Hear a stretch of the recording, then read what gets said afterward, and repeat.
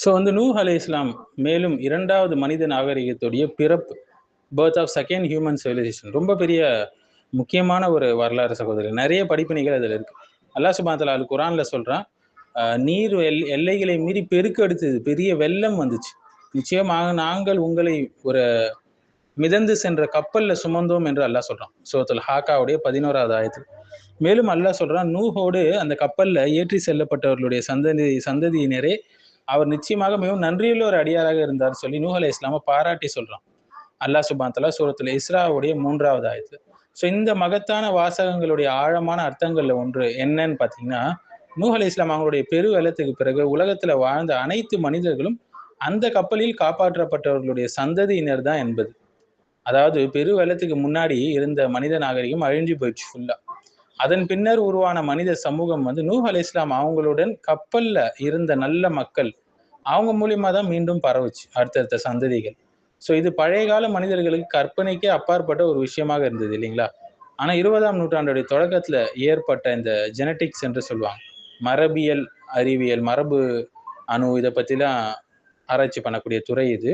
இது வளர்ச்சி பெற்ற பிறகு 20ஆம் நூற்றாண்டுடைய தொடக்கத்துல மனித இனத்துடைய மரபணு தொடர்புகளை வந்து ஆராய தொடங்குறாங்க. அப்ப மனிதர்களும் ஒரு பொதுவான மரபியல் அடிப்படையிலிருந்து பரவி இருக்கலாம் என்ற கருத்துக்கள் வலுப்பெற்றுச்சு ஆராய்ச்சியாளர்கள் மத்தியில. ஆனா ஆச்சரியம் என்னன்னா, இந்த உண்மையை நவீன மரபியல் ஆய்வுகளுக்கு பல நூற்றாண்டுகள் முன்பே அல் குர்ஆன் இதை சுட்டி காட்டுச்சு. அல் குர்ஆனுடைய அழகா சொல்லுது பாருங்க, அவர்களுக்கு ஒரு அடையாளம் என்னன்னா, நாங்கள் அவருடைய சந்ததியினரை நிரம்பிய கப்பல்ல சுமந்தோம் என்று அல்லாஹ் சொல்றான். மேலும் அதற்கு ஒத்த பல விஷயங்களையும் அவங்களுக்கு ஏறி செல்லும்படி நாம் படைத்தோம் என்று அல்லாஹ் சொல்றோம். நாங்கள் நாடினால் அவர்களை மூழ்கடித்து விடலாம் என்பதையும் அல்லாஹ் எச்சரிக்கையாக சொல்றோம். அப்ப அவங்களுடைய கூக்குரலுக்கு வந்து உதவியாளர் யாருமே இருக்க மாட்டாங்க, அவங்க காப்பாற்றப்படவும் மாட்டார்கள். எங்களுடைய கருணையின் சில காலம் நீங்க அனுபவிக்கலாம் என்று அல்லாஹ் சொல்றான். சூரத்து யாசீனுடைய 41லேருந்து 44வது அத்தியாயம் வரைக்கும் படிச்சு பாருங்க. இந்த வசனத்துல அவங்களுடைய சந்ததியினரை கப்பலில் நம்ம சுமந்தோம் என்று அல்லாஹ் கூறுவது மனித சமூகம் அந்த கப்பலில் காப்பாற்றப்பட்டவர்களுடைய வழியாக தொடர்ந்தது என்பதற்கான ஆழமான ஒரு சுட்டி காட்டுதல் வந்து பல அறிஞர்களால் விளக்கப்படுது. ஜெனட்டிக்ஸ் என்ன சொல்லுதுன்னா, இன்று மரபியல் விஞ்ஞானம் என்ன சொல்கிறதுனா, மனுஷங்களுடைய டிஎன்ஏவை ஆய்வு செஞ்சு மனித இனங்கள் எவ்வாறு பரவுச்சு, யாரோட யார் தொடர்புடையவங்க, பழங்கால மக்கள் எவ்வாறு உலகம் முழுவதும் பரவுனாங்க என்பதை ஆராய்ச்சி செய்யுது. ஸோ டிஎன்ஏ என்றால் என்னன்னு பார்த்தீங்கன்னா, டிஎன்ஏ என்பது மனித உடலுடைய மரபியல் குறியீடு, ஜெனட்டிக் கோடு என்று சொல்லுவாங்க. ஒரு மனுஷனுடைய உடல் அமைப்பு, அவனுடைய நிறம், பல உயிரியல் தகவல்கள் அனைத்தும் டிஎன்ஏல பதிவு செய்யப்பட்டிருக்கும். இந்த விஞ்ஞானிகள் என்ன சொல்றாங்கன்னா, உலக மக்கள் அனைவருக்கும் பொதுவான மரபியல் தொடர்புகள் இருக்கு. மனித இனங்கள் வந்து பல்வேறு பகுதிகளில் பரவி இருந்தாலும் அவங்களுக்கு அடிப்படை மரபணு தொடர்புகள் காணப்படுது என்று சொல்றாங்க. சில பெரிய பேரழிவுகள் வந்து மனித இனத்தை மிக சிறிய குழுவாக குறைத்திருக்கலாம் என்று ஆய்வுகள் குறிப்பிடுது. இதே சில இஸ்லாமிய அறிஞர்கள் நூஹ் அலை இஸ்லாம் அவங்களுடைய பெருவெள்ளத்துக்கு பிறகு மனித இனம் மீண்டும் ஒரு குறுகிய குழுவிலிருந்து பரவுச்சு என்று அல் குர்ஆன் சுட்டி காட்டுறத தொடர்பு படுத்தி பேசுறாங்க. ஆனா இங்க முக்கியமான விஷயம் என்ன, அல் குர்ஆன் ஒரு பயாலஜிக்கல் டெக்ஸ்ட் புக் மட்டும் இல்லைங்க, அது மனிதனை வழிநடத்த வந்து ஒரு ஹிதாயத்துக்கான ஒரு நூல். ஆனா மனுஷன் பல நூற்றாண்டுகளுக்கு பிறகு கண்டுபிடிக்கக்கூடிய உண்மைகளை அல் குர்ஆன் சுருக்கமா, ஆழமா, திருத்தமா முன்கூட்டியே சொல்லிடுச்சு. ஸோ இது எல்லாம் வல்ல இறைவனிடமிருந்து வந்தது என்பதற்கான ஒரு அத்தாட்சி இது. ஸோ நூஹ் அலை இஸ்லாம் வரலாறு ஒரு சாதாரண வரலாறு மட்டுமல்லங்க, ஒரு அகந்தைக்கு எதிரான எச்சரிக்கை, அல்லாஹ்வுடைய நீதிக்கான சாட்சி, இறை நம்பிக்கையாளர்களுடைய மீட்சி, இரண்டாவது மனித நாகரிக ஆரம்பம். இன்னைக்கு மனுஷன் டிஎன்ஏ ஆய்வகங்கள்ல, லேபரட்டரியில மனித இனத்துடைய தொடக்கத்தை தேடுறான்.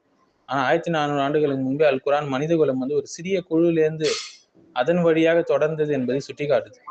ஸோ செயற்கைக்கோள்கள்லாம் வர்றதுக்கு முன்னாடியே, மரபியல் விஞ்ஞானம் உருவாகிறதுக்கு முன்னாடியே, டிஎன்ஏ என்று சொல்லே மனுஷனுக்கு தெரியாத காலத்துல அல் குர்ஆன் மனித வரலாற்றின் மிகப்பெரிய திருப்பு முனையை சுருக்கமாக அறிவிச்சிச்சு.